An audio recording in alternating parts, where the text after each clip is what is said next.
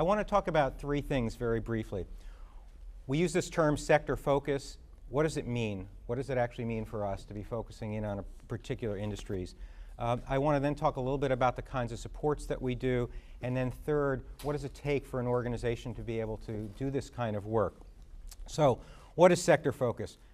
We have a pretty simple philosophy about how we get involved.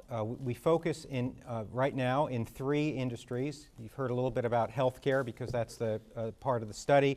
We also focus on hospitality and in retail. Why do we focus on these three industries? We select these sectors and our employer partners for three reasons, always threes. One, lots of entry-level jobs. Secondly, some opportunity for people to move up into better careers. And third, industry and corporate leadership. That third piece is critically important. If the companies aren't on the same wavelength as us, this isn't going to happen. So that's really our philosophy about sector involvement.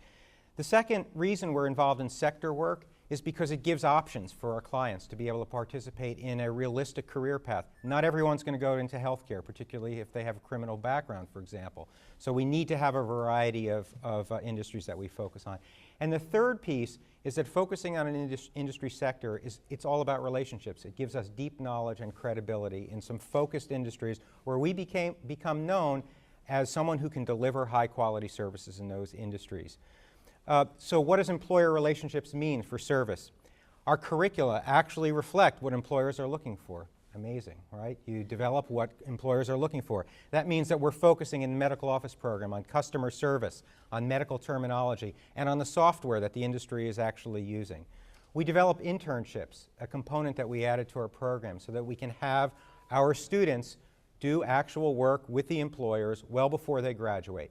In many cases, they're hired through their internships. In other cases, that gives them their first job experience in the medical field. It's a relationship for placement. Particularly in a difficult job market, it's a leg up for us and for the client.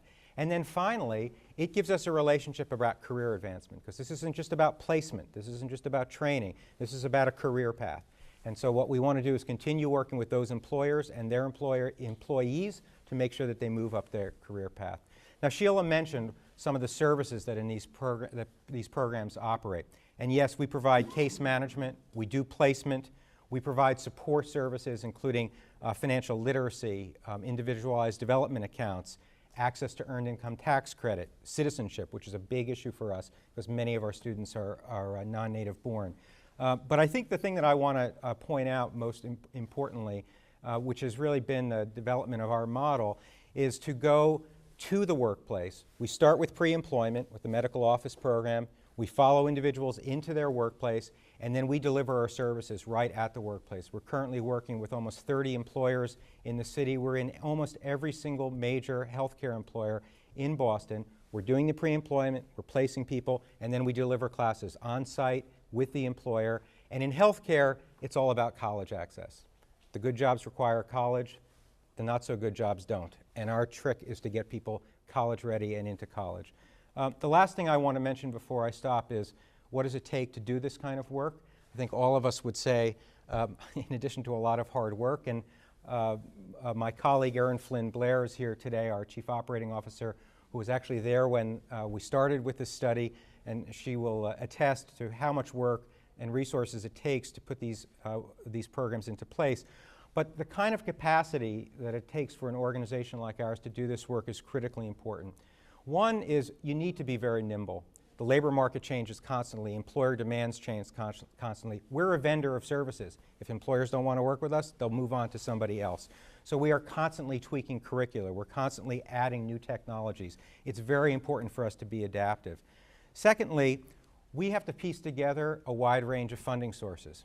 These are very cost-effective programs, but they don't run for free, and there aren't single funding streams that make this easy, particularly when you're starting at a very low skill level and moving all the way up to college preparation. There are dozens of funding streams that are involved in making that possible. It's not ideal, but it requires an organization to be able to put those things together. And then thirdly, the capacity to organize employers. It's very important. Employers have a very narrow focus. It's the success of their business. They are not training institutions. They are not necessarily human resource institutions, particularly for their lower skilled workers, and we can play that role in helping them think about how do they become employers of choice for low income workers. So that's the type of capacity that this type of work involves.